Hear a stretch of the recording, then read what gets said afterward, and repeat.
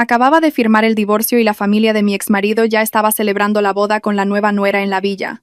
Una villa que estaba a mi nombre. Y una llamada a la policía que dejó a toda esa familia petrificada.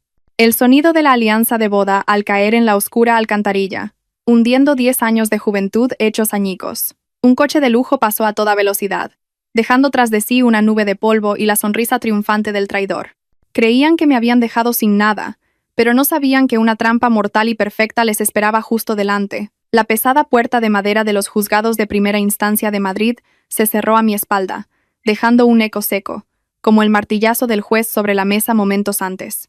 Me quedé clavada en los escalones. Levanté la vista al cielo y respiré hondo. El sol de Madrid era tan intenso como siempre. El calor sofocante me golpeaba en la cara, pero, extrañamente, una sensación de frescor y alivio inmenso inundaba mi interior. En mi mano sostenía la sentencia de divorcio recién firmada, un papel frágil que pesaba como una tonelada, por el que había luchado sin descanso durante todo un año. 10 años de juventud, 10 años de ser esposa y nuera, finalmente resumidos en unas pocas y frías líneas legales. Me llevé la mano al pecho izquierdo, donde el corazón que una vez se contrajo de dolor ahora latía con calma. Miré mi dedo anular. La alianza de oro blanco con un pequeño diamante seguía allí, dejando una leve marca en mi piel. El día que Javier me la puso, juró amor eterno y un hogar a prueba de tormentas. Pero la tormenta vino precisamente de ese hombre. Me quité la alianza y la sostuve en la palma de la mano. El diamante lanzó un destello gélido bajo el sol. Caminé lentamente hacia una alcantarilla al borde de la acera, sin dudarlo un instante. Abrí la mano. El sonido del metal al caer al agua estancada fue un chapoteo minúsculo, hundiéndose en la negrura. Se acabó. Se acabaron 10 años de servirle, de esperarle noches en vela, de soportar la malicia de una suegra cruel. Justo en ese momento, un elegante coche negro se detuvo bruscamente frente al juzgado. La ventanilla bajó, revelando el rostro enrojecido de Javier por el alcohol. En el asiento del copiloto, Carmen, su madre, con la cara cubierta de maquillaje, que no lograba ocultar sus rasgos duros y amargados. Y en el asiento trasero, la silueta insinuante de Isabel, la joven amante con la que Javier llevaba tiempo viéndose abiertamente.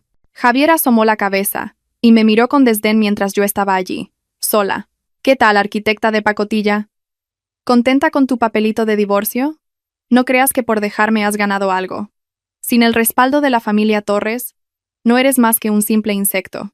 Carmen intervino, con una voz tan agria como el vinagre. Hijo, no gastes saliva con una mujer incapaz de dar un heredero a la familia. Vámonos, que se nos hace tarde. Hoy tenemos que celebrarlo a lo grande. Que esa nuera inútil se haya ido es una bendición para nuestra casa. Isabel desde atrás soltó una risita y acarició el brazo de Carmen en un gesto salamero. La señora Carmen tiene toda la razón. Javier, cariño, vamos ya a la sierra. Estoy deseando ver esa villa de descanso tuya. Dicen que es como un palacio. Me quedé quieta, en silencio, sin responder. Pensaron que mi silencio era sumisión, humillación, pero no sabían que yo los miraba como se mira a unas polillas volando hacia el fuego. Estaban eufóricos, creyendo que tras el divorcio, Javier aún tenía derecho a una parte de los bienes, que podía seguir disfrutando de lo que yo había construido con mi sudor y mis lágrimas. Javier aceleró. El coche se perdió de vista, dejándome envuelta en una nube de humo y polvo. Me sacudí la ropa con la mano, y una media sonrisa se dibujó en mis labios. Se dirigían a la sierra, a la Villa Serenidad, la obra de toda mi vida profesional. Javier seguía convencido de que era un bien común, un lugar donde podía llevar a su amante a disfrutar. Saqué el teléfono y marqué el número de Mateo, el abogado y amigo del alma que había estado a mi lado durante todo el proceso. Mateo, ya está todo hecho. Al otro lado, la voz de Mateo sonaba cálida y firme. Enhorabuena, Sofía. ¿Estás bien? Mejor que nunca. Mateo, van de camino a la villa en la sierra. Piensan entrar en Villa Serenidad. Mateo guardó silencio unos segundos y luego, con un tono ligeramente preocupado, dijo: ¿Quieres que avise a la seguridad de la urbanización para que les impidan el paso? Negué con la cabeza, aunque sabía que no podía verme. No hace falta, déjalos entrar. Una buena obra de teatro necesita público, y un clímax. Quiero que sean ellos mismos quienes se condenen. Colgué y paré un taxi. Madrid bullía de actividad. La gente se movía de un lado a otro. Apoyé la cabeza en la ventanilla, viendo pasar los altos edificios. Durante 10 años había vivido demasiado para los demás. Había construido cientos de casas para otros, pero dejé que la mía se pudriera por dentro. Hoy empezaría a reconstruir mi vida, no con ladrillos y cemento, sino con autoestima y fortaleza. Para Javier, Carmen e Isabel, este viaje a la sierra sería el viaje de sus vidas, uno que jamás olvidarían. La sierra de Guadarrama recibió al grupo de Javier con una llovizna fina y el frío cortante característico de la montaña. Mi Villa Serenidad se alzaba aislada en una colina suavemente inclinada, apartada del bullicio del pueblo cercano. Era una obra en la que había volcado toda mi alma, diseñada en un estilo moderno pero conservando un toque rústico, en perfecta armonía con la naturaleza. Paredes de cristal, tejado de pizarra gris, y sobre todo, el jardín de rosales antiguos, que tanto esfuerzo me había costado cuidar, y que ahora estaba en plena floración. Pero esa belleza serena estaba a punto de ser profanada por unos invitados no deseados. Cada detalle de lo que ocurría allí lo sabía al instante, porque cada rincón de esa casa era mis ojos y mis oídos. El lujoso coche de Javier se detuvo ante la robusta cancela de hierro. Javier bajó, se estiró y respiró el aire puro con la expresión satisfecha de un rey que regresa a sus dominios. Se volvió hacia el coche y gritó: «Mamá, Isabel, bajad, ya hemos llegado. Este es el paraíso de nuestra familia». Carmen bajó con dificultad, envuelta en un aparatoso abrigo de piel, sus ojos recorriendo la villa con una codicia manifiesta. «Vaya, la tal Sofía tiene buen gusto. Menuda casa se gastaba y nunca me invitó a quedarme. Pero ahora es todo para mi hijo». Isabel caminaba a su lado contoneándose, con un bolso de marca en la mano y los ojos brillantes al ver la extensión de la propiedad. «Ay, Javier, qué maravilla. Podríamos celebrar nuestra boda aquí, sería increíble. Me prometiste que la pondrías a mi nombre, ¿verdad?» Javier soltó una carcajada y la rodeó por la cintura. «Tranquila, todo lo mío es tuyo. Deja que abra la puerta». Javier se acercó con confianza al panel de control de la cerradura electrónica, junto a la cancela. Introdujo la secuencia de números que conocía bien, su fecha de nacimiento. «Bip, bip, bip. ¡Error!». La luz roja del panel parpadeó insistentemente, acompañada de un sonido agudo. Javier frunció el ceño, murmurando: «Qué raro, ¿cómo va a estar mal? ¿Me habré equivocado?». Lo intentó de nuevo, esta vez con más cuidado. El mismo resultado. La luz roja indicaba acceso denegado. Carmen, detrás, empezó a impacientarse. «¿Qué pasa, hijo? Abre de una vez, que me estoy helando aquí fuera». Javier perdió la paciencia y golpeó la cancela de hierro. «Maldita sea Sofía, seguro que ha cambiado el código. Se atreve a jugármela». Isabel, con un mohín, añadió más leña al fuego. «Qué fuerte. Se divorcia por la mañana y por la tarde ya ha cambiado el código. Qué mujer más retorcida y calculadora». «Javier, rompe la puerta y entra. Es tu casa. ¿A qué tienes miedo?». La provocación de su amante, sumada a su orgullo herido frente a su madre, hizo que la sangre le hirviera. Miró a su alrededor y vio una gran roca decorativa junto a un macizo de flores. Se arremangó, cogió la roca y se dirigió a la puerta lateral de cristal blindado. «¿Que cambias el código? Pues yo te rompo la casa. Voy a entrar sí o sí». El sonido del cristal al romperse fue un estallido seco que desgarró el silencio de la colina. Los fragmentos de cristal blindado cayeron esparcidos por el suelo de madera. Javier metió la mano, abrió el pestillo y empujó la puerta con arrogancia. «Entrad, mamá. Entra, cariño. No hay nada que temer». Los tres entraron en el salón. Carmen, sin quitarse los zapatos, pisoteó con sus tacones llenos de barro la alfombra de lana blanca que había traído de Italia. Se dejó caer en el costoso sofá de cuero y se quejó: «Ay, qué cómodo. Qué bien se está aquí. Isabel, ¿dónde estás? Ve a la cocina a ver qué hay de comer, y busca en la bodega una buena botella». Isabel corrió a la cocina y empezó a rebuscar en la nevera y en la vinoteca como una rata en un granero. Sacó una botella de Vega Sicilia que yo guardaba para una ocasión especial. En lugar de usar un sacacorchos, intentó abrirla con un cuchillo, mellando el cuello de la botella. «Vino del bueno, señora Carmen. Javier, pon música, vamos a celebrarlo por todo lo alto». Javier encendió el sistema de sonido integrado en el techo y puso reggaetón a todo volumen, haciendo temblar la casa. Bebió un largo trago directamente de la botella, riendo a carcajadas. «¡Viva la libertad! Se acabó aguantar a la bruja de mi mujer. Esta casa es nuestra». Comieron, bailaron, tiraron botellas vacías y restos de comida por todo el suelo. Trataban la casa como un trofeo de guerra, una recompensa merecida por su descaro. Pero no sabían que, justo encima de ellos, en el techo, el diminuto ojo de una cámara de seguridad grababa en silencio cada gesto, cada palabra, cada acto de vandalismo. Se estaba representando una farsa grotesca, y yo, la directora inesperada, me preparaba para bajar el telón de su trágico final. En mi lujoso apartamento del barrio de Salamanca, en Madrid, estaba sentada tranquilamente en un sillón, saboreando una taza de manzanilla caliente. Fuera, la ciudad se iluminaba, mágica y brillante. Pero mi atención no estaba en el paisaje, sino clavada en la pantalla de la tableta que tenía sobre la mesa. Desde el momento en que el cristal se rompió en la sierra, mi teléfono no había dejado de vibrar, enviándome una serie de alertas rojas. Intrusión no autorizada detectada. Sensor de rotura de cristal activado.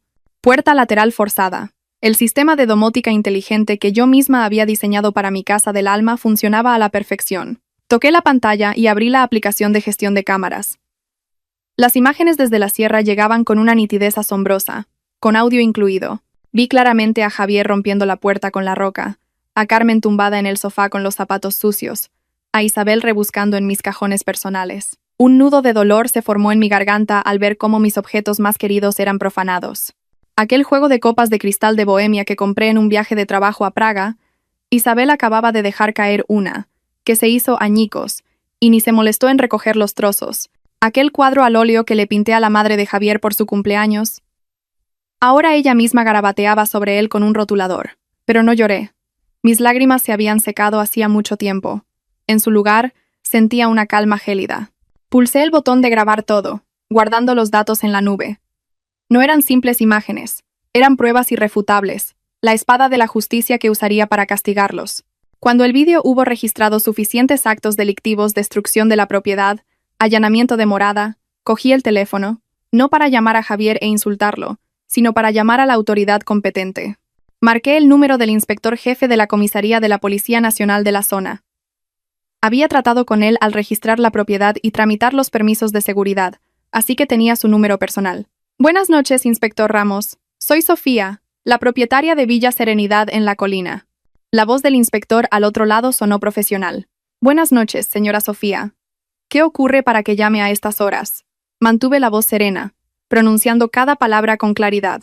Le informo de que las cámaras de seguridad de mi casa me notifican que un grupo de desconocidos ha roto una puerta de cristal y ha entrado ilegalmente. Están destrozando el mobiliario y consumiendo bienes de mi propiedad. Me encuentro en Madrid y no puedo hacer nada. Le ruego que envíe una patrulla para que intervenga urgentemente. Se trata de un allanamiento de morada organizado y con destrucción de la propiedad privada. El inspector Ramos adoptó un tono serio de inmediato. ¿Está segura? ¿No hay ningún familiar suyo allí? Le aseguro que la propiedad está únicamente a mi nombre. Yo tengo las llaves y nadie tiene permiso para entrar. Tengo grabadas las imágenes de cómo fuerzan la cerradura y rompen la puerta. Le enviaré el vídeo por WhatsApp ahora mismo como prueba inicial. De acuerdo, envíelo de inmediato. Desplegaremos una unidad en el lugar ahora mismo. No se preocupe, actuaremos con contundencia. Tras colgar, llamé a la seguridad de la urbanización. Buenas noches. ¿Es usted el jefe de seguridad? Soy Sofía. Sí, dígame, señora Sofía. Por favor, cierre la barrera principal de la urbanización de inmediato. Hay un coche negro con esta matrícula aparcado en mi propiedad. El grupo que está dentro acaba de entrar a robar y destrozar la casa. La policía está de camino. No permita bajo ningún concepto que ese coche salga de aquí. Dios mío. ¿Ladrones a plena luz del día? No se preocupe, señora. Cierro la barrera ahora mismo. No se escapa ni una mosca. Terminadas las llamadas, me recliné en el sillón, sin apartar la vista de la pantalla. Allí, Javier, Carmen e Isabel seguían inmersos en su fiesta, con la música a todo trapo. No tenían ni idea de que las sirenas de la policía ya rasgaban la noche en su dirección, y que las puertas de una celda se abrían lentamente para darles la bienvenida. Bebí un sorbo de té. El sabor amargo inicial se transformó en un dulzor final. Como dice el refrán, quien siembra vientos, recoge tempestades. Hoy, yo sería el instrumento del destino para que probaran el sabor de su merecido, y esto no había hecho más que empezar. Seguía sentada frente a la tableta en Madrid, pero mi corazón había empezado a latir un poco más rápido. No por nervios, sino por la emoción de esperar el clímax de la obra. En la pantalla, la música seguía atronando en el salón. Javier estaba de pie sobre la mesa de centro, agitando una botella de vino, mientras Isabel y Carmen reían a carcajadas debajo. La euforia del alcohol y la fantasía de poder habían nublado sus sentidos. De repente, desde la entrada principal, las luces azules y rojas de una sirena barrieron los pinos y se proyectaron en el patio delantero. El sonido característico de la policía rasgó la noche silenciosa de la montaña, ahogando incluso la música estridente. En la pantalla, vi cómo Javier se detenía en seco. Dejó caer la botella, y sus ojos, nublados por la borrachera, se abrieron de par en par. Carmen, que estaba tumbada en el sofá, se incorporó de un salto, con el rostro pálido. ¿Qué es ese ruido, Javier? Parece, la policía gritó Isabel, con la voz rota por el miedo. Se arregló apresuradamente la ropa mientras sus ojos buscaban un lugar donde esconderse. Javier bajó de la mesa, tambaleándose. Intentó mantener la calma, pero su voz temblaba visiblemente. Seguro que es una patrulla de rutina. Estamos en nuestra casa, nadie puede hacernos nada. Voy a hablar con ellos. Pero antes de que pudiera llegar a la puerta, una voz resonó desde un megáfono clara y autoritaria. Se ordena a las personas que están dentro que abran la puerta y salgan de inmediato. Están rodeados por un delito de allanamiento de morada. Somos la Policía Nacional. Se exige su cooperación. La gran puerta de madera vibró bajo los golpes insistentes de los agentes. En ese momento, la arrogancia de Javier se desvaneció, reemplazada por el instinto de un cobarde. Miró a su madre y a su amante, con el rostro lívido. Estamos acabados, mamá. Sofía ha llamado a la policía de verdad. Por la puerta de atrás corramos. Javier abandonó a Carmen e Isabel, que estaban paralizadas en medio del salón. Corrió como un loco hacia la puerta trasera que daba al jardín. Recordaba vagamente que por allí había un muro bajo que podía saltar para huir por la colina. Lo seguí con la mirada en la pantalla de la cámara, esbozando una sonrisa. Olvidaba que yo había instalado una densa red de sensores de movimiento en esa zona. Justo cuando abrió la puerta trasera para lanzarse a la oscuridad, 2 policías y un guardia de seguridad, que ya estaban esperándolo, se le echaron encima. Una llave de judo impecable lo dejó de bruces sobre el césped húmedo por el rocío. ¡Ay! ¿Qué hacen? Soy el dueño de esta casa, gritaba Javier, pero el sonido metálico de unas esposas cerrándose en sus muñecas silenció sus protestas. 2 agentes lo levantaron y lo arrastraron de vuelta al salón. Al mismo tiempo, por la puerta principal, la policía ya había entrado en tropel. Carmen, al ver los uniformes, entró en pánico y empezó a chillar. No pueden detenerme. He venido a casa de mi hijo a pasar el fin de semana, no he hecho nada malo. Un agente se acercó a ella con gesto severo, su voz firme y sin concesiones. Señora, siéntese. Hemos recibido una denuncia, y tenemos pruebas gráficas de que han destruido propiedad privada y han entrado ilegalmente. Les pido que nos acompañen a comisaría. Isabel estaba tan asustada que las piernas le temblaban. Se dejó caer al suelo, llorando a lágrima viva mientras se volvía hacia Carmen. Señora, usted dijo que esta casa era de Javier. ¿Cómo hemos acabado así? Yo no sabía nada, señores agentes. Los 3 fueron escoltados fuera, con la cabeza gacha y las manos inmovilizadas. La imagen triunfal que proyectaban al bajar del coche de lujo horas antes había sido reemplazada por la patética estampa de unos delincuentes pillados infraganti. Carmen no dejaba de llorar y lamentarse, mientras Javier mantenía la cabeza baja, sin atreverse a mirar a la cámara que, él lo sabía, lo estaba grabando todo. Apagué la pantalla de la tableta. El primer acto había concluido a la perfección. Llamé a Mateo. Mateo, ya está, los han detenido. Cogeré el primer vuelo a la sierra mañana por la mañana. Iré contigo. Necesitas un abogado que te represente legalmente desde el primer momento para tratar con los investigadores. Haremos que no tengan escapatoria. Esa noche, dormí profundamente, el sueño más tranquilo de los últimos 10 años, sin pesadillas ni preocupaciones. Mañana me enfrentaría a ellos, no como una esposa sumisa, sino como la vencedora que tenía la justicia de su lado. A la mañana siguiente, el ambiente en la comisaría de policía era frío y olía a tabaco rancio. Entré con Mateo. Mi traje blanco, de corte impecable, me hacía parecer más seria y poderosa que nunca. Mateo caminaba a mi lado, con su maletín en la mano, proyectando una imagen de calma y profesionalidad. En un rincón de la sala de espera, Javier, Carmen e Isabel estaban sentados, encogidos, en un banco largo. Tras una noche en el calabozo, su aspecto era deplorable. El maquillaje de Carmen se había corrido con el sudor y las lágrimas, revelando sus arrugas. Javier tenía la barba de un día y ojeras profundas. Isabel, con el pelo revuelto, no conservaba ni rastro del glamour de influencer. Al verme entrar, un destello de esperanza brilló en los ojos de Javier. Intentó levantarse, pero un agente lo sujetó por el hombro. Sofía, has venido. Por favor, diles a estos señores que ha sido un malentendido. Los trapos sucios se lavan en casa. ¿Por qué armar este escándalo? No respondí. Le lancé una mirada gélida y me dirigí al inspector Ramos.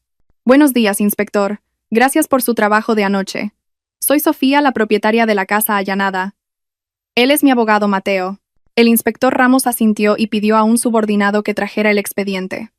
Puso una carpeta sobre la mesa, de la que sobresalía una copia de la escritura de propiedad, con su sello oficial. El inspector la cogió, Miró a los tres detenidos y dijo con voz clara: «Miren esto con atención.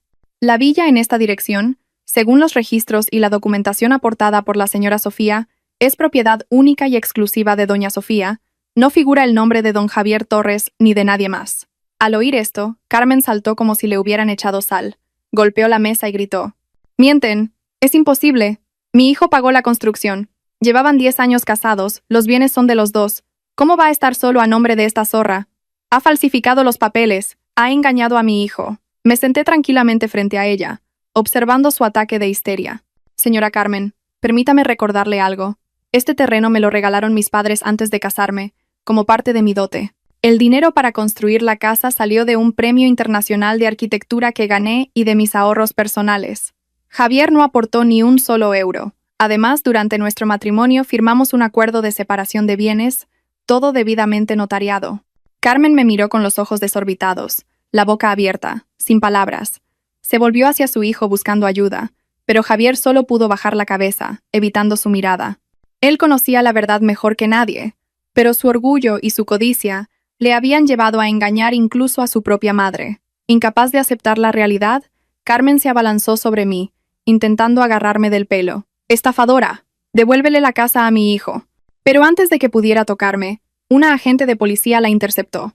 En su furia descontrolada, Carmen empezó a arañar a la agente, gritando e insultando. «¡Suéltame! ¡Banda de desgraciados! Todos contra una pobre anciana». El inspector Ramos golpeó la mesa y gritó: «Señore, cálmese. Su comportamiento constituye un delito de atentado contra la autoridad. Levanten acta de inmediato». 2 agentes inmovilizaron a Carmen y la obligaron a sentarse. Solo entonces empezó a sentir miedo. Su rostro se quedó sin sangre, y balbuceaba palabras ininteligibles. Mateo, a mi lado, se ajustó las gafas y con voz fría declaró: «Por los delitos de destrucción de la propiedad de gran valor, allanamiento de morada con organización y ahora, atentado contra la autoridad, mi cliente se niega a cualquier tipo de acuerdo o conciliación. Solicitamos que se inicie un proceso penal para que sirva de escarmiento». Al oír la palabra proceso penal, a Javier le temblaron las piernas. Entendió que, con la sentencia de divorcio ya efectiva, no tenía ninguna posición para suplicarme como marido.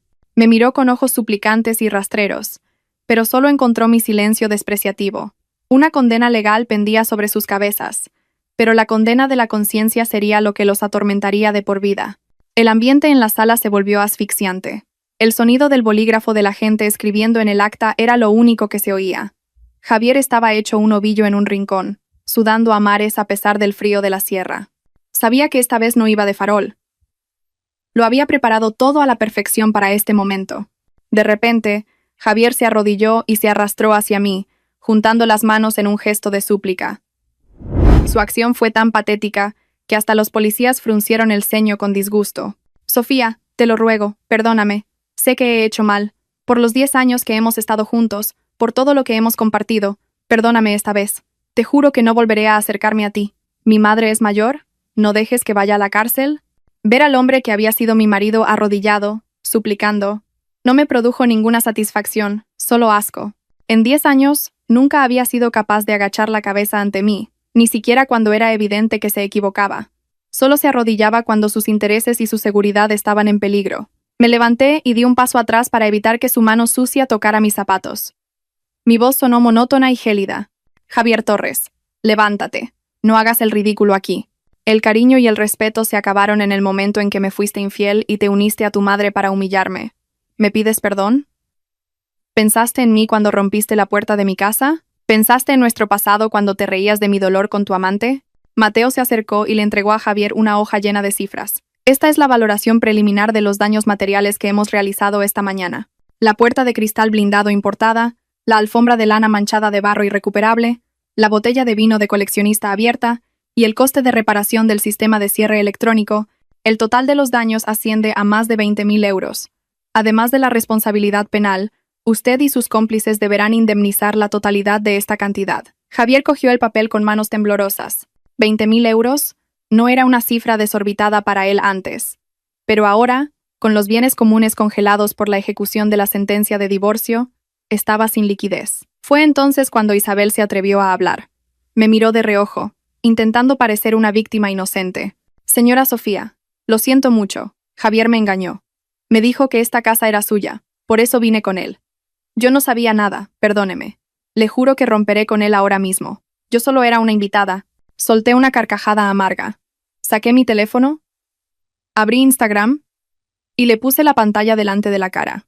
Allí estaba la foto que había publicado la noche anterior, posando en mi villa con un pie de foto provocador. Nuestro nuevo nidito de amor. Gracias, mi vida, por regalarme lo mejor. Felicidad plena. ¿Dices que te engañó? ¿Y qué significa esto de nuestro nuevo nidito de amor? ¿Te apropiaste descaradamente de los bienes de otra persona? ¿Te uniste a Javier para destrozar mis cosas? La cámara te grabó forzando mi vinoteca con un cuchillo. ¿Todavía lo niegas? Al ver la prueba irrefutable, Isabel se quedó sin palabras, con la cara roja de vergüenza y miedo. No se esperaba que la hubiera estado vigilando tan de cerca. Sus mentiras descaradas quedaron al descubierto delante de la policía y de su amante.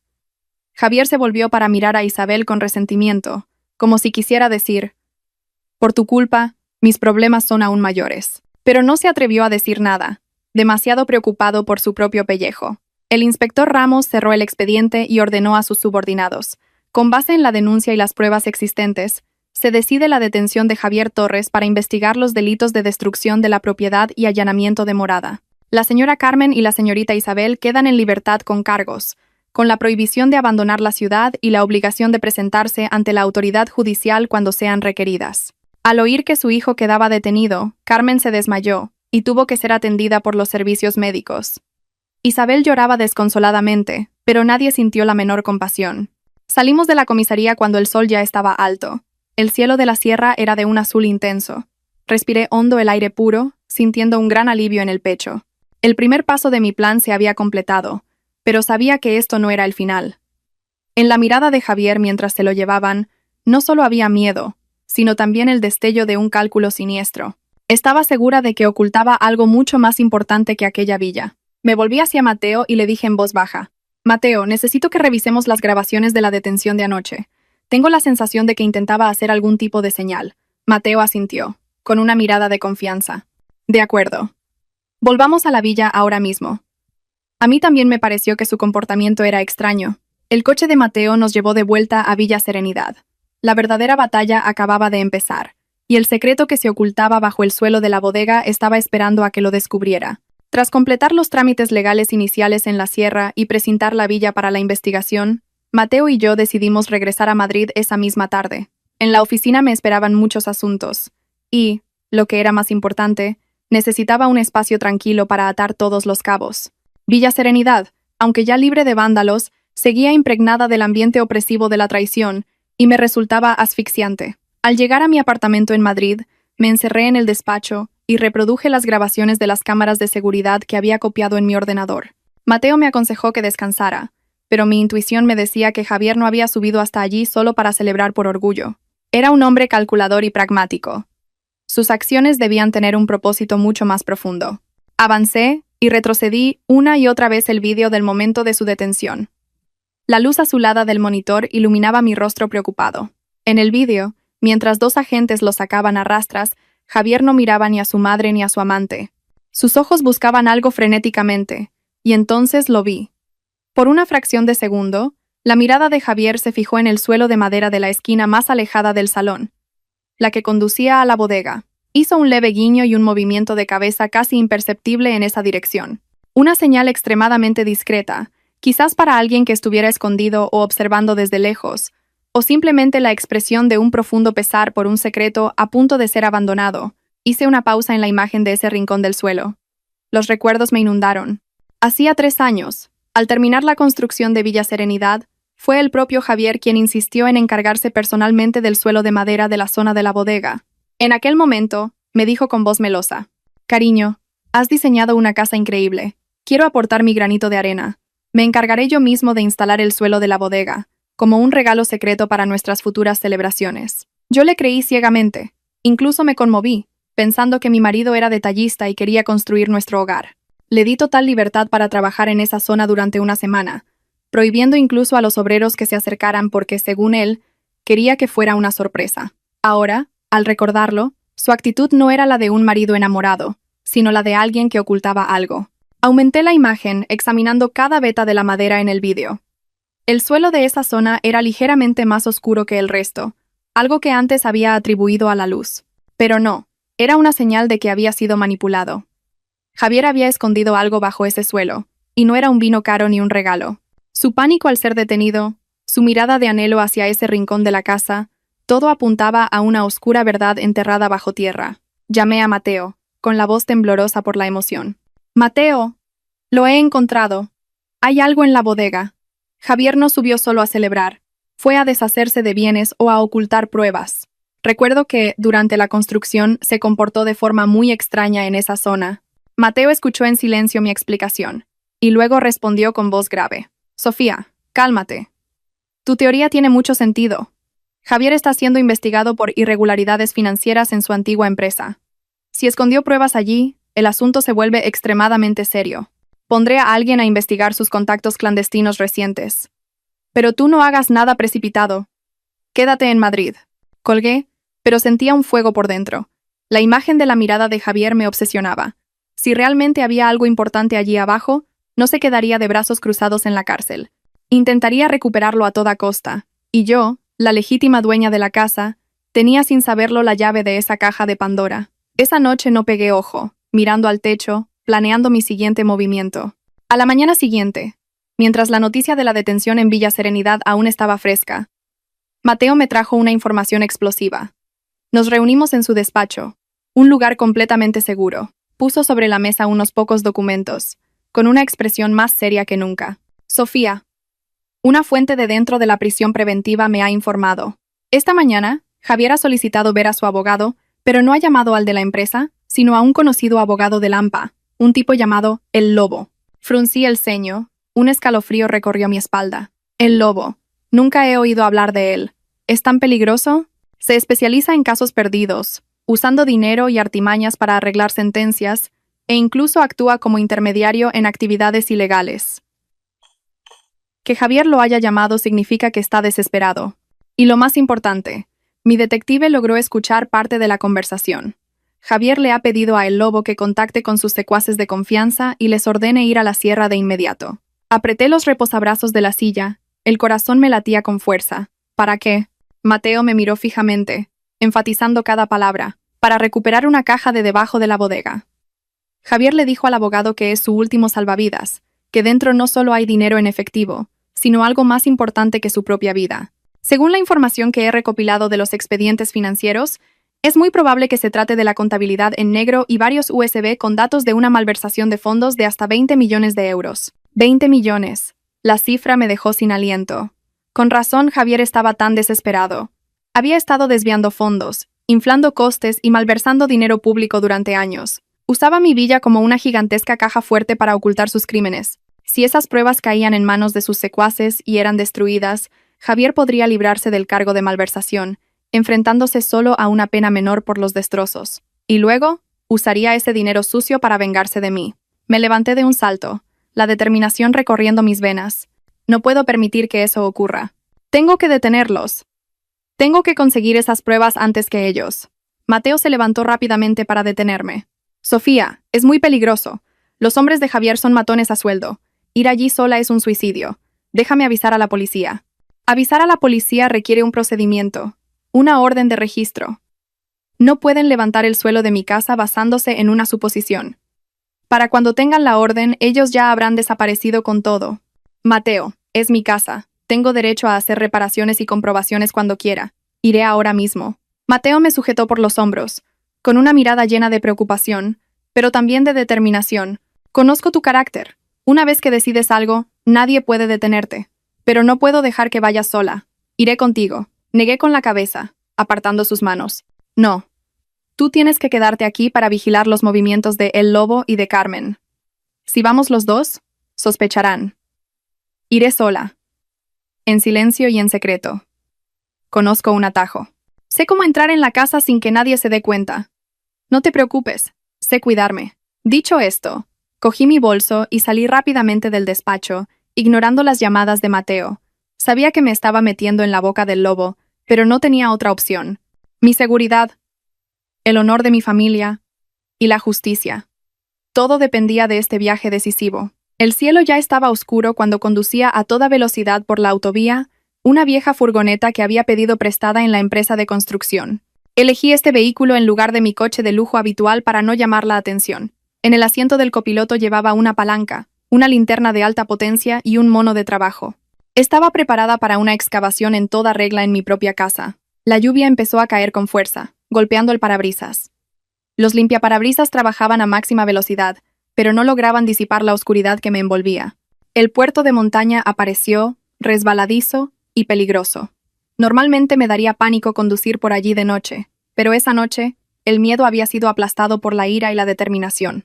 Pensaba en la sonrisa arrogante de Javier, en el descaro de Carmen, y en los 20 millones de euros que había robado del sudor de tantos trabajadores. Mi teléfono vibró en el soporte. Era Mateo. Sabía que estaría muerto de preocupación, pero no me atrevía a contestar. Tenía miedo de que su voz me hiciera dudar. Le envié un rápido mensaje de voz. Ya estoy en el puerto. No te preocupes. Cogeré la caja y volveré enseguida. Ocúpate de todo en Madrid. En Madrid, Mateo leyó el mensaje y su rostro se crispó. Golpeó la mesa con fuerza. Su instinto de abogado experimentado le decía que algo malo iba a pasar. No podía quedarse de brazos cruzados como yo le pedía. Llamó de inmediato a un equipo de guardaespaldas profesionales que conocía. «Jefe de seguridad, reúne a tus hombres ahora mismo. Coge del equipo y subid al coche. Vamos a la sierra. Objetivo: proteger a la señora Sofía en Villa Serenidad. Rápido, su vida está en peligro». Mateo tiró el teléfono en el asiento y arrancó el coche. Sabía que era una carrera contra el tiempo y contra los matones que Javier había contratado. Mientras tanto, una furgoneta negra de 16 plazas, con los cristales tintados, también subía lentamente por el puerto. Dentro, una decena de hombres musculosos, llenos de tatuajes y con aspecto amenazador. El líder, un tipo con una larga cicatriz en la cara, hablaba por teléfono, recibiendo instrucciones de El Lobo. «Escuchad bien. Al llegar, romped la puerta y entrad.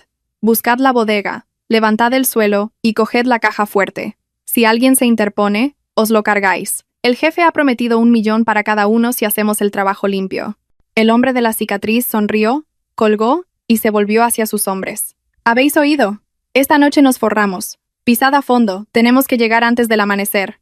3 vehículos, 3 motivaciones distintas, todos dirigiéndose al mismo destino en la oscuridad. Yo seguía sola en la sinuosa carretera de montaña, sin saber que una tormenta de violencia se cernía sobre mí. Los truenos retumbaban en el cielo como un presagio de la noche sangrienta que estaba a punto de comenzar. Apreté el volante, con la vista fija en la carretera, donde los faros barrían los viejos pinos que se retorcían bajo la tormenta. Detuve la furgoneta a unos 50 metros de la cancela de la villa. Apagué el motor y los faros para no llamar la atención, dejando solo el sonido monótono de la lluvia sobre el capó. La noche en la sierra era gélida, y una densa niebla envolvía la colina como un sudario. Me puse un impermeable. Agarré con fuerza la fría palanca, y respiré hondo para calmar los latidos desbocados de mi corazón. No entré por la entrada principal. El sistema de cierre electrónico estaba precintado por la policía y no quería alterar la escena. Rodeé la propiedad por detrás, siguiendo el muro de piedra, hasta un pequeño acceso para el jardinero que yo misma había diseñado. La puerta de madera trasera aún mostraba las marcas del intento de entrada de Javier, pero la policía la había precintado temporalmente. Con cuidado despegué la cinta adhesiva y metí mi llave de repuesto en la cerradura. La puerta se abrió, recibiéndome con una ráfaga de aire frío y un olor a humedad que emanaba de la alfombra mojada. La casa estaba sumida en una oscuridad total. No me atreví a encender las luces, solo usé mi linterna de mano. El haz de luz barrió el desordenado salón, los cristales rotos aún esparcidos por el suelo, reflejando la luz como ojos diabólicos. Me dirigí rápidamente hacia la bodega. El sonido de mis botas de goma sobre el suelo de madera producía unos crujidos espeluznantes. La zona de la bodega estaba hundida 1 metro por debajo del nivel del salón, revestida con madera de roble oscuro. Era el lugar que Javier había instalado con sus propias manos. Me arrodillé y examiné las juntas con la linterna. Tal como sospechaba, una sección del suelo, de unos 60 centímetros cuadrados, tenía las vetas de la madera interrumpidas. Los tornillos también parecían más nuevos. Apreté los dientes y encajé la punta de la palanca en la rendija entre 2 tablas. Con todas mis fuerzas hice palanca. ¡Crack! El sonido de la madera al partirse resonó en la noche silenciosa. Seguí forzando. Las tablas saltaron, revelando una capa de hormigón debajo. El corazón se me detuvo cuando la luz de la linterna iluminó un objeto metálico brillante, encajado en un hueco de hormigón hábilmente tallado. Era una caja fuerte empotrada en el suelo, de tipo profesional, con una moderna pantalla táctil. Temblorosa. Limpié el polvo de serrín de la superficie. Ahora venía la parte más difícil. La contraseña. Javier era desconfiado, pero solía usar números significativos para él. Probé nuestra fecha de boda. Bip bip. Contraseña incorrecta. Probé la fecha de nacimiento de su madre, Carmen. Bip bip. Contraseña incorrecta. Probé su propia fecha de nacimiento. Bip bip. Contraseña incorrecta. El sistema se bloquearía tras 2 intentos más. Un sudor frío me recorrió la frente. Cerré los ojos tratando de recordar cualquier otra fecha importante para él. De repente recordé una vez que vi a Javier transfiriendo dinero en secreto a una mujer desconocida de su pueblo cada mes. Él mintió diciendo que era para caridad, pero una vez lo vi rodear una fecha en un calendario de su despacho, 15 de agosto de 2016. No era el cumpleaños de nadie de la familia ni un aniversario de la empresa. Sospeché que podría ser la fecha de nacimiento de algún hijo ilegítimo que mantenía oculto. Respiré hondo y con los dedos temblorosos, introduje la secuencia. 150816. Clic. El sonido del cerrojo al abrirse fue como música para mis oídos. La pesada puerta de la caja fuerte se entreabrió. Mi teoría sobre el hijo secreto era cierta, y dolorosamente, era la clave que desvelaba su traición. Abrí la puerta por completo. Dentro, apilados, había fajos de billetes de 500 euros, cuidadosamente envueltos en plástico. Pero lo más valioso no era el dinero. Encima de todo, había un libro de contabilidad con tapas de cuero negro y una caja con un disco duro y decenas de memorias USB. Abrí el libro. Las páginas estaban llenas de la letra de Javier y de cifras contables. Proyecto Puente X. Soborno 2 millones. Proyecto Residencial Y. Desvío 5 millones. Transferencia a político Z 1 millón. Era la contabilidad B, donde registraba todo el dinero sucio que había malversado y blanqueado durante 5 años. La suma total en la última página ascendía a la increíble cifra de 22 millones de euros. Me quedé horrorizada. El hombre con el que había compartido mi vida no solo era un traidor sentimental, sino también un parásito gigantesco para la sociedad. Rápidamente metí el libro, el disco duro y los USB en la mochila impermeable que llevaba. El dinero en efectivo era demasiado voluminoso. Solo pude coger unos cuantos fajos para llenar la mochila y tenerlos como prueba. Justo cuando cerraba la cremallera, oí el rugido de un motor acercándose. La potente luz de unos faros barrió la ventana del salón. Me asomé y vi una furgoneta negra de 16 plazas subiendo a toda velocidad por la rampa de acceso. Habían llegado. Apagué la linterna y abracé la mochila con las pruebas.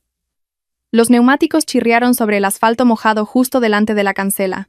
No hubo timbres ni llamadas, solo el rugido del motor una vez más, seguido de un estruendo metálico.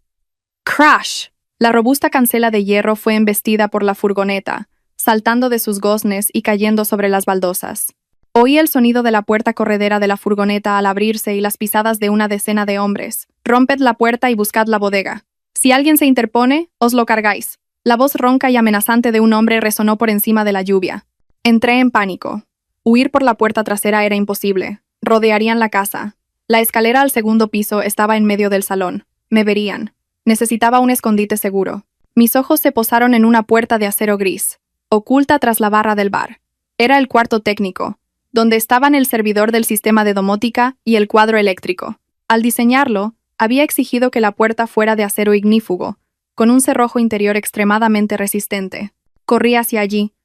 Justo cuando logré entrar y cerrar la puerta, echando el cerrojo de acero, oí el sonido de cristales rompiéndose por segunda vez. Habían entrado por la puerta principal.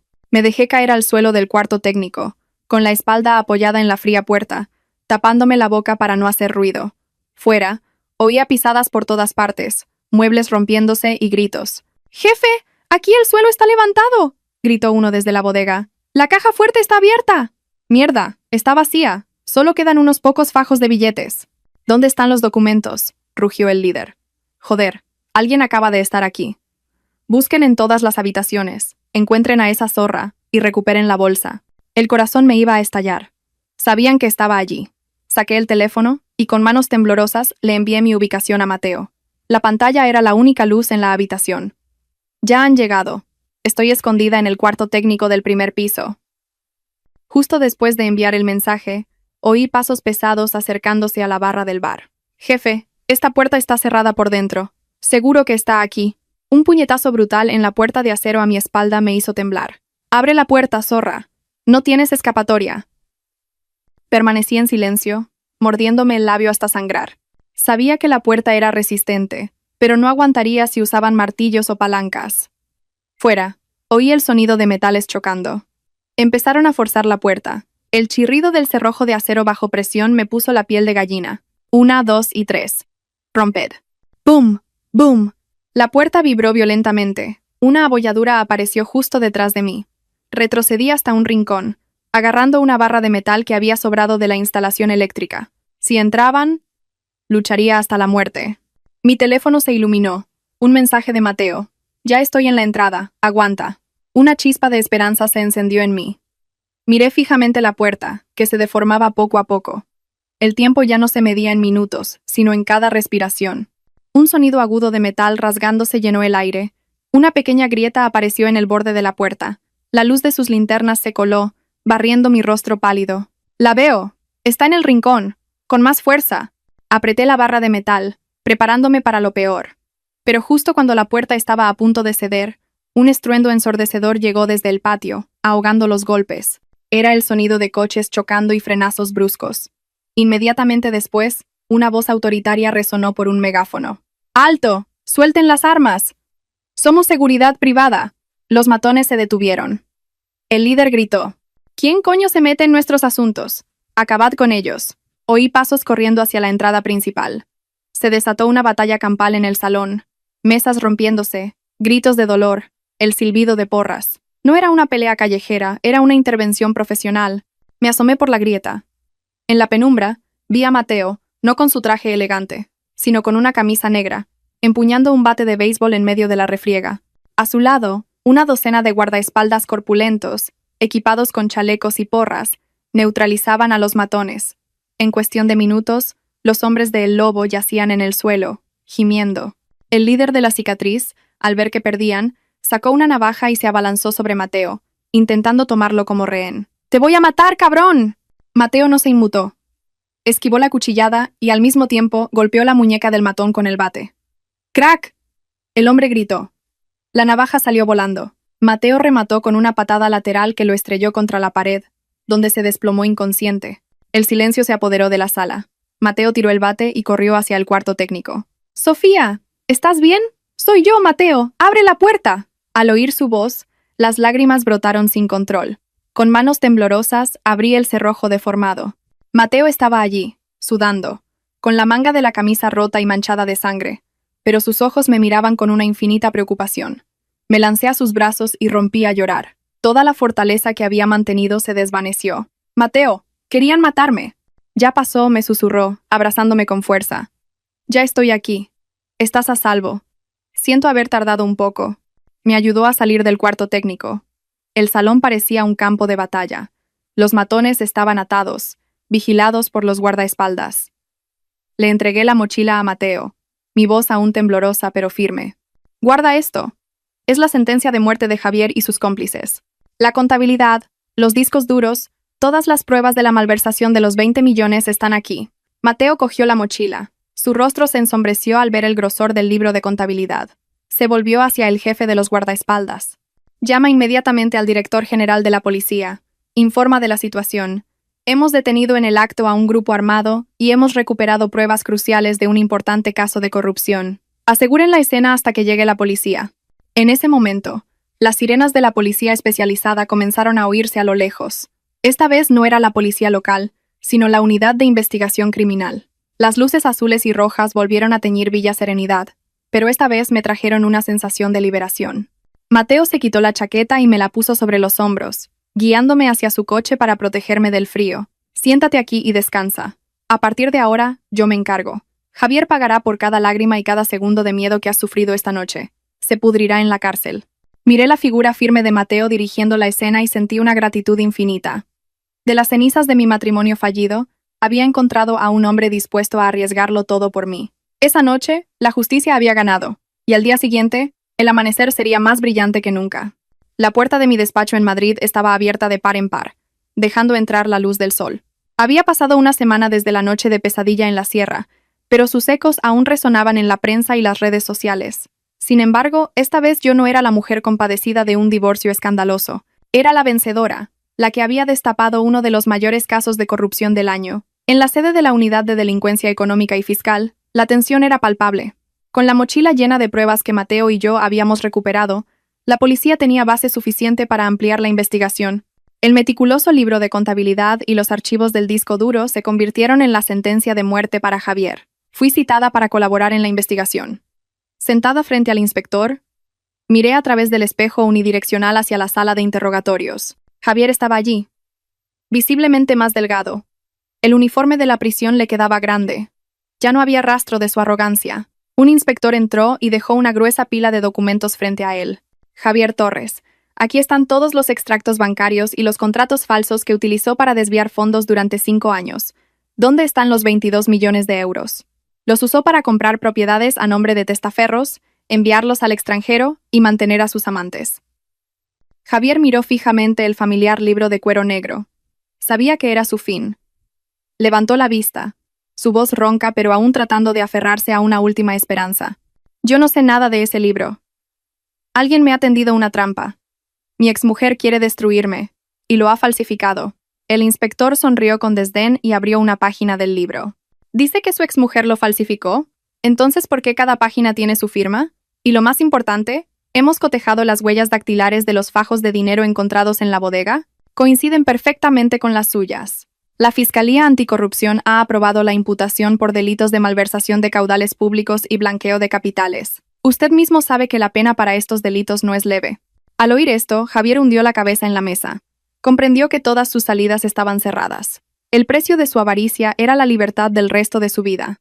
Al salir de la comisaría, regresé a mi estudio con una nueva perspectiva. La noticia del arresto de Javier por corrupción había provocado el desplome de las acciones de su antigua empresa. Los socios comerciales, temiendo verse implicados, cancelaron sus contratos en masa.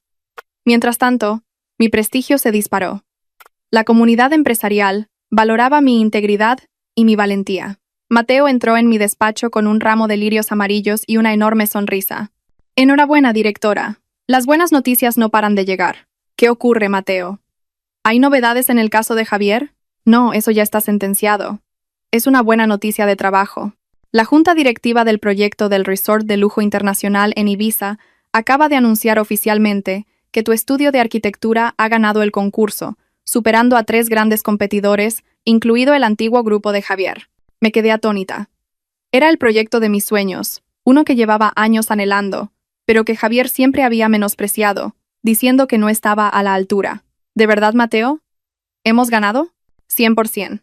Dijeron que estaban impresionados con tu estilo de diseño, moderno pero humano, y especialmente con la transparencia de tu expediente. Has demostrado que se puede triunfar con talento, sin necesidad de recurrir a tácticas sucias. Me senté, la felicidad recorriendo cada célula de mi cuerpo. Javier solía decir que yo era su sombra, que sin él no sería nadie. Ahora, mientras él contaba los días entre rejas, yo estaba en la cima de mi carrera. Era la remontada más espectacular que podía regalarme a mí misma. Mi felicidad era la tragedia de otra persona, Isabel. Tras quedar en libertad provisional, su vida se convirtió en un infierno. Mateo me informó de que todas sus cuentas bancarias habían sido congeladas. La policía, investigando el flujo de dinero de Javier, descubrió que le había transferido millones bajo la apariencia de regalos. Se sospechaba que era dinero procedente de actividades delictivas, y por tanto, debía ser recuperado. Sin la fuente de ingresos de Javier y con sus propios bienes congelados, Isabel se quedó en la calle. Pero lo peor estaba por llegar. Javier no solo la tenía a ella, sino que también mantenía relaciones con las esposas de varios socios comerciales a cambio de contratos. Con su caída, estos secretos salieron a la luz. Esa tarde, al salir de la oficina, oí un gran alboroto en el vestíbulo. El guardia de seguridad me llamó para decirme que una mujer llamada Isabel insistía en verme, pero que estaba siendo agredida por un grupo de otras mujeres. Bajé con Mateo para ver qué sucedía. La escena era caótica. Isabel, con la ropa rota y el pelo revuelto, estaba arrodillada en el suelo. A su alrededor, 3 o 4 mujeres elegantemente vestidas la miraban con furia.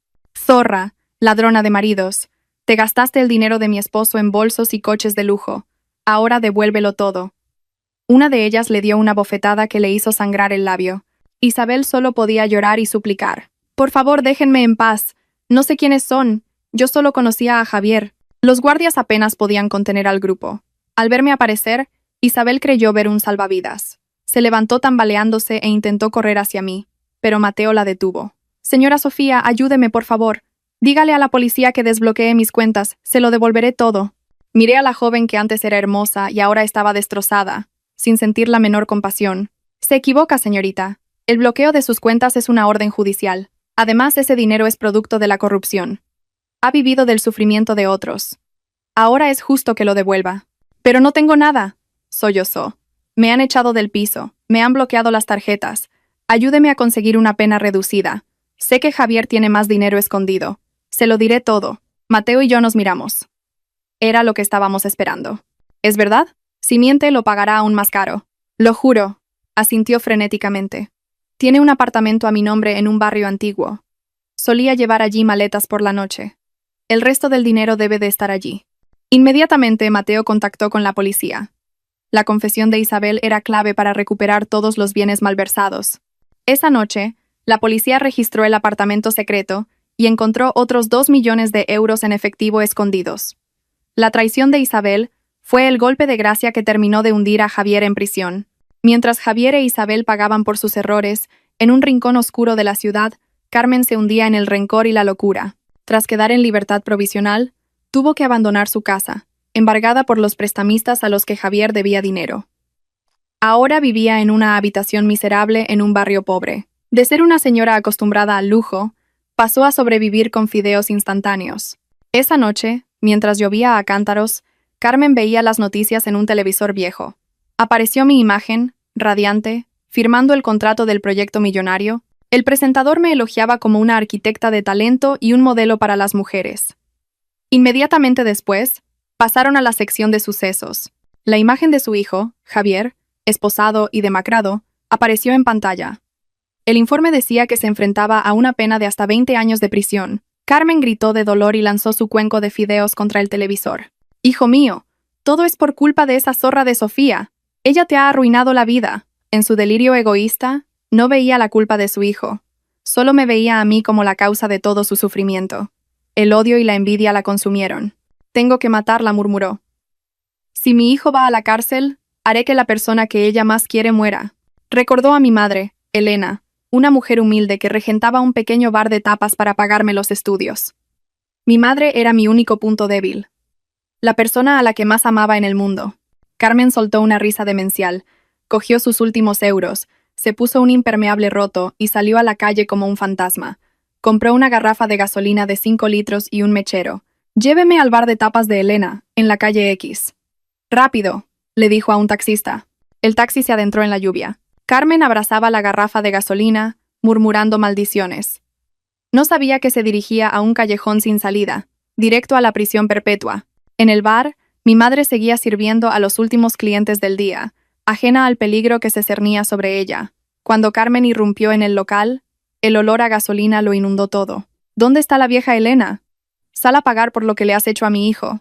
Mi madre levantó la vista, confundida, justo cuando Carmen le arrojó encima el líquido inflamable. «Muere. Moriréis juntas, madre e hija». En ese momento, yo estaba en mi despacho, a punto de salir a cenar con Mateo. El teléfono sonó. Era la empleada de mi madre.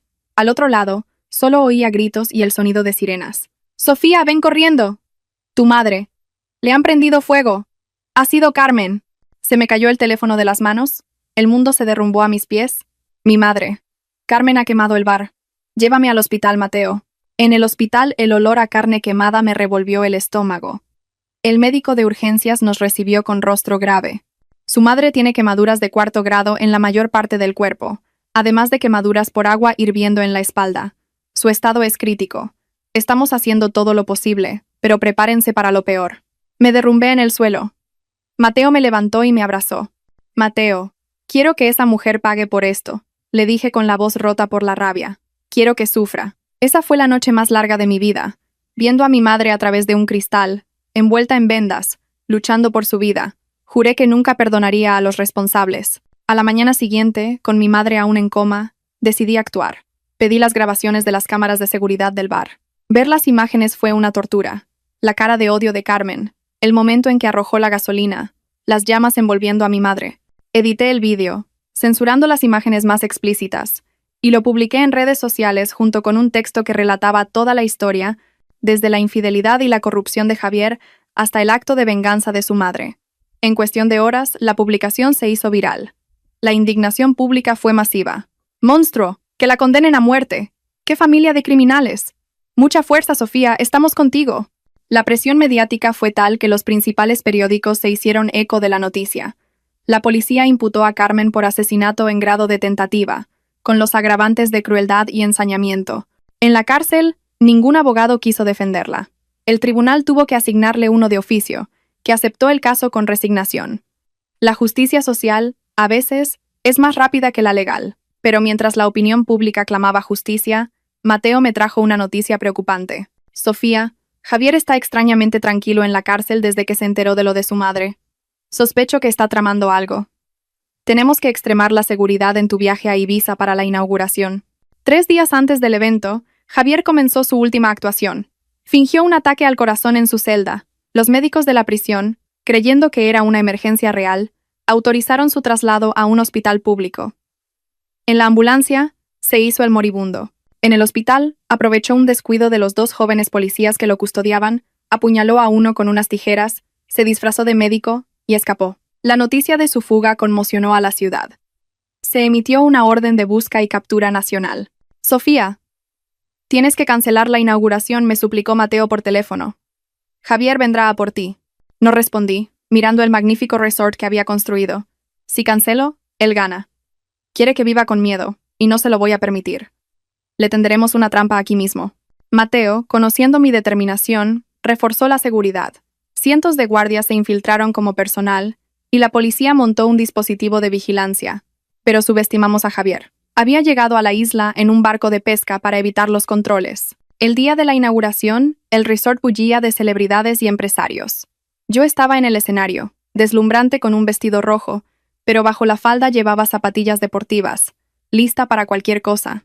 En la cocina, un nuevo camarero, con la cara oculta tras una mascarilla y un gorro, preparaba un carrito de servicio. Era Javier. Había matado a un empleado para robarle el uniforme y la acreditación. Empujó el carrito hacia el escenario, con la mano oculta bajo un mantel, aferrando un cuchillo de carnicero. Justo cuando empecé mi discurso, una figura se abalanzó sobre el escenario. Antes de que nadie pudiera reaccionar, sentí un brazo rodeando mi cuello y el frío acero de un cuchillo en mi garganta. ¿Quietos todos o la mato? El pánico se apoderó de la sala. Era Javier. La hoja fría del cuchillo contra mi arteria carótida me paralizó de miedo. El aliento fétido y agitado de Javier me golpeaba en la nuca, cargado de desesperación y locura. Frente a mí, cientos de invitados gritaban y se empujaban para huir. Javier apretó su brazo alrededor de mi cuello, su voz un rugido ronco y lleno de odio. «Atrás todos. Si alguien se acerca, la degüello. Ya no tengo nada que perder». Intenté mantener la calma. El pánico sería mi sentencia de muerte. Miré mis pies. Justo antes de subir al escenario, me había visto obligada a cambiar mis zapatillas por unos tacones de aguja de 10 centímetros. Ahora, esos tacones podían ser mi única arma. Mateo, a unos metros de distancia, levantó las manos en señal de rendición. «Javier, cálmate. Ríndete. Podemos negociar». «¿Negociar?», rió maniáticamente. «Me lo habéis quitado todo. Hoy moriré con esta arpía». «Javier, la policía ha rodeado el resort», dijo Mateo, intentando razonar. «Si la sueltas, te prometo que conseguiré una reducción de tu condena. ¿Quieres dinero? Te daré lo que pidas». La mención del dinero hizo que Javier dudara un segundo. Su codicia seguía intacta. «Quiero un helicóptero en el césped en 15 minutos. Y 50 millones en efectivo. O la mato en directo para que todo el país lo vea». Mientras Javier discutía con Mateo, sentí que su agarre se aflojaba ligeramente. Era mi oportunidad. Reuní toda mi fuerza, levanté la pierna derecha y clavé el afilado tacón en el empeine de su pie. «¡Ah!», gritó Javier, un aullido de dolor que resonó en toda la sala. El dolor le hizo perder el equilibrio y soltar el cuchillo instintivamente. Aproveché ese instante para darle un codazo en las costillas y lanzarme hacia adelante, cayendo al suelo para escapar de su alcance. «¡Zorra!», rugió, intentando abalanzarse sobre mí para rematarme. Pero Mateo fue más rápido. Saltó al escenario como un felino y le propinó una patada giratoria en la cara que lo lanzó por los aires. estrellándolo contra una mesa. Antes de que pudiera recuperarse, el equipo de operaciones especiales de la policía se le echó encima. ¡Al suelo! ¡Policía! Varios agentes lo inmovilizaron contra el suelo cubierto de cristales rotos. El sonido de las esposas cerrándose en sus muñecas fue definitivo. Me quedé en el suelo, sin aliento. Mateo corrió a mi lado y me abrazó. ¿Estás bien? ¿Te ha herido? No respondí, tocándome un pequeño rasguño en el cuello.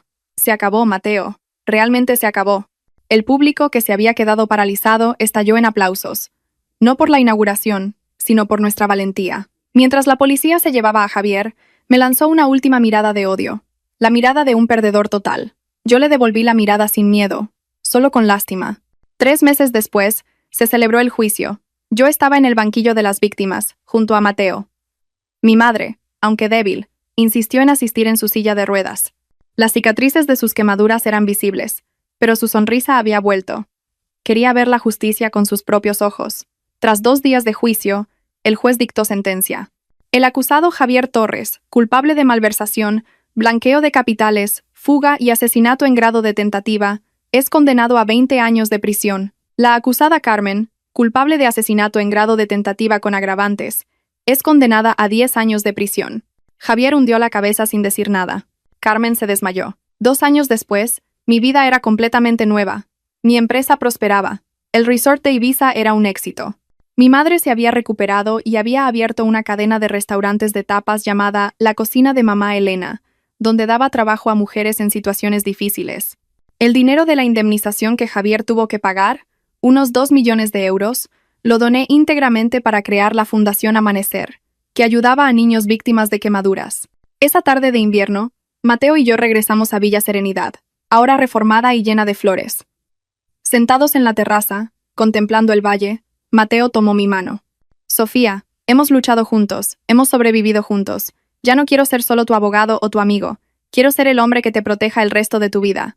¿Quieres casarte conmigo? Sacó una cajita de terciopelo con un anillo de diamantes. Sonreí, con lágrimas de felicidad en los ojos. Sí, acepto. Mateo me puso el anillo en el dedo anular, en el mismo lugar donde una vez llevé la alianza que arrojé a una alcantarilla. Pero este anillo no era una atadura, sino un símbolo de libertad y felicidad verdadera. Brindamos con vino. El pasado doloroso había quedado atrás. La tempestad había pasado, los malvados habían pagado, y yo había aprendido que solo atravesando la oscuridad con dignidad y bondad se puede alcanzar el amanecer.